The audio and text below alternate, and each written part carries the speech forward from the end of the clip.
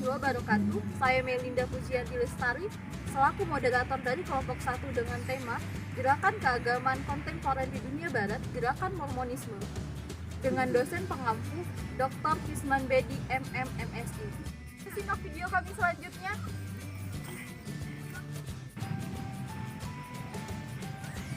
Saya Prima Akbar Nur Maulid akan membahas tentang sejarah gerakan keagamaan kontemporer dunia barat, Gerakan Mormon. Di sini saya akan membahas tentang sejarah gerakan Mormonisme. Pada abad ke-19, dua orang pemuda asal Vermont mendirikan sebuah agama yang mengklaim agama tersebut adalah agama Amerika Serikat asli. Dua orang pemuda itu bernama Joseph Smith dan Brigham Young. Pada tahun 1805 Masehi, lahirlah seorang pemuda yang bernama Joseph Smith, yang dimana pada usia 15 tahun ia melihat fenomena malaikat, yang dimana ia mengklaim untuk mendirikan sebuah gereja Kristus yang sejati. Pada umur 22 tahun, ia mendapat sebuah wahyu, yang dimana wahyu tersebut mengarahkan Joseph Smith untuk menemukan sebuah piring-piring emas yang di dasar atau permukaannya terdapat sebuah penjelasan tentang gereja Kristus sejati. Pada umur ke-25 tahun ia membuat sebuah buku yang bernama Books of Mormon, yang dimana si buku tersebut ia buat, dan setelah itu ia mendirikan sebuah gereja Kristus pada umur ke-25 tahun bersama kawannya yaitu Brigham Young. Setelah terbentuknya gereja, isi di dalam gereja jamaah tersebut ia menarik atau mengajak keluarganya tersendiri dulu pada awal, karena karisma dan kepribadian yang baik yang kuat, ia mendirikan sebuah gereja tersebut mengalami sebuah perkembangan yang pesat. Setelah itu pada umur 26 tahun ia bersama pengikutnya pindah ke daerah Kirtland, yang dimana ia mengajak seluruh jamaahnya untuk pindah ke daerah tersebut. Pada tahun 1835 ia mengangkat kawannya atau sahabatnya sendiri yaitu Brigham Young menjadi pemimpin gereja. Di 12 pemimpin tersebut salah satunya ada sahabatnya.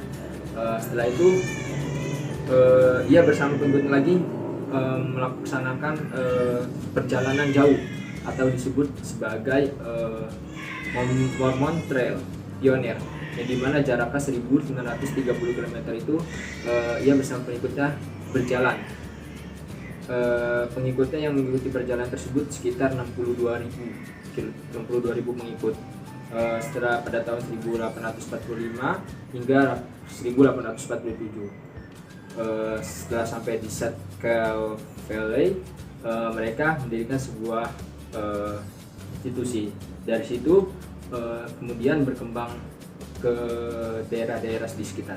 Terima kasih. Oke, saya Anggi Aldona akan melanjutkan presentasi daripada Saudara Prima mengenai tentang sumber ajaran daripada Mormonisme itu sendiri.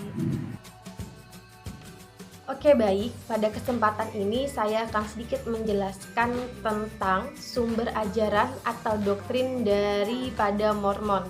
Yang pertama, Alkitab. Mereka tetap menjadikan Alkitab ini sebagai dasar atau rujukan daripada ajarannya. Namun di samping itu, Joseph dan pengikutnya ini tetap meyakini bahwa di dalam Alkitab ini terdapat banyak kesalahan terjemahannya, dan mereka meyakini bahwa terdapat kata yang telah diubah dari teks aslinya. Kemudian yang kedua itu ada Kitab Mormon. Nah, Kitab Mormon ini kitab yang diterjemahkan oleh Joseph Smith dan diterbitkan pada tahun 1830. Joseph Smith meyakini bahwa Kitab Mormon adalah kitab yang paling benar di dunia. Mengapa? Karena Joseph Smith berpendapat Kitab Mormon ini diterjemahkan atas kuasa Allah. Kemudian yang ketiga yang dijadikan sebagai sumber ajarannya adalah doktrin dan perjanjian. Nah, doktrin dan perjanjian ini yaitu kitab suci yang memuat sebanyak 136 pernyataan doktrin kaum Mormonisme.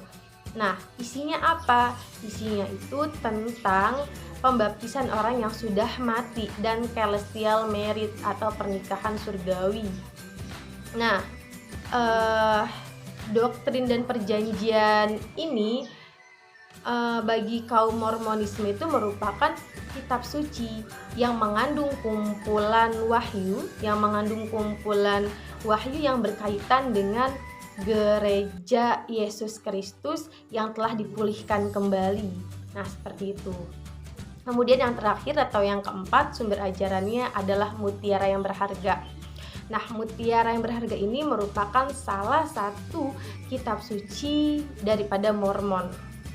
Nah, Mutiara yang Berharga ini terdapat 13 pokok kepercayaan kaum Mormon ini. Nah, 13 kepercayaan ini dianggap sebagai klarifikasi daripada doktrin atau ajaran yang telah hilang daripada Alkitab dan dijadikan sebagai tambahan informasi mengenai penciptaan bumi gitu. Dan Mutiara Berharga ini yang isinya 13 pokok kepercayaan Mormon ini dibukukan oleh Joseph Smith dengan bukunya yang berjudul The Articles of Faith. Nah, mungkin itu yang dapat saya jabarkan mengenai keempat sumber ajaran daripada Mormon. Tentang pokok-pokok ajaran Mormonisme. Baik, yang pertama adalah Allah, Yesus, dan Roh Kudus. Menurut Gereja Mormon, Allah disebut Bapa, Yesus disebut Anak dari Bapa yang sesat, dan Roh Kudus adalah Roh penolong di bumi. Tapi Allah, Yesus, dan Roh Kudus ini bukan pribadi yang esa dalam keberadaannya. Mereka adalah 3 keberadaan yang terpisah. Nah, penganut Mormon juga percaya bahwa Allah dan Yesus memiliki tubuh dari daging dan tulang yang sama seperti manusia, sedangkan Roh Kudus tidak. Dalam artian Roh Kudus ini adalah hanya pribadi ruh. Yang kedua adalah manusia. Para penganut Mormonisme mengajarkan bahwa semua manusia itu tinggal bersama dengan Allah dan Yesus. Manusia adalah ruh yang sudah ada dalam kehidupan, kemudian lahir ke dunia ini. Dan sebagaimana Allah pada mulanya, maka manusia bisa menjadi Allah dengan cara mencapai status melalui hidup yang benar dan usaha yang terus-menerus. Saya Melinda Pujian Lestari, saya akan melanjutkan materi tentang gerakan keagamaan kontemporer mengenai pokok-pokok ajaran daripada gerakan Mormonisme. Baik, saya akan melanjutkan presentasi dari saudari Ita Nuraini terkait dengan pokok-pokok ajaran daripada Mormonisme. Di sini saya akan membahas pokok-pokok ajaran tentang keselamatan dan juga akhir zaman. Pada pokok ajaran keselamatan, seperti yang kita ketahui bahwa para penganut Mormonisme ini tidak mengakui bahwa kematian Yesus itu dapat menyelamatkan mereka ketika kematian, kecuali Adam sendiri. Dan juga mereka tidak mempercayai tentang bahwa Yesus itu bisa menyelamatkan mereka ketika kematian, kecuali memang Adam yang di situ. Tapi di sini mereka mempercayai bahwa keselamatan sesungguhnya itu mereka dapatkan ketika mereka mentaati peraturan-peraturan dan ketetapan yang sudah ada, dan juga mereka melakukan sakramen-sakramen yang berupa baptisan dalam Mormonisme. Lalu di akhir zaman ini sama konsepnya seperti di Islam, bahwa ada kehidupan setelah kematian, dan begitupun selanjutnya, bahwa ketika mereka sudah mati akan ada kehidupan baru yang sudah menunggu mereka. Izinkan saya Fernanda Pratama untuk melanjutkan presentasi mengenai gerakan keagamaan kontemporer, yakni Mormon. Mormon, gerakan keagamaan kontemporer yang dibawa oleh seorang tokoh, yakni Joseph Smith. Nah, Mormon sendiri merupakan perpecahan dari agama Kristen Protestan yang memiliki pandangan tersendiri dari Alkitabnya. Mereka meyakini bahwa seiring dengan perkembangan zaman dan banyaknya kepentingan-kepentingan politik yang terjadi di dunia, maka tanpa disadari isi dari kitab yang banyak dirubah.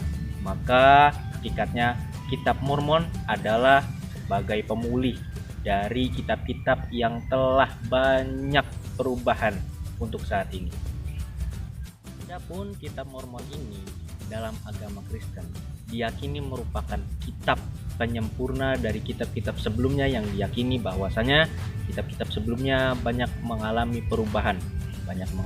perubahan-perubahan yang disengaja dirubah untuk kepentingan politik. Kitab Mormon sendiri juga dipercayai bahwasanya di dalamnya itu mengandung kitab-kitab suci, yakni ajaran dari perjanjian kitab serta mutiara-mutiara yang sangat berharga. Sekian yang dapat saya sampaikan. Terima kasih. Wassalamualaikum warahmatullahi wabarakatuh.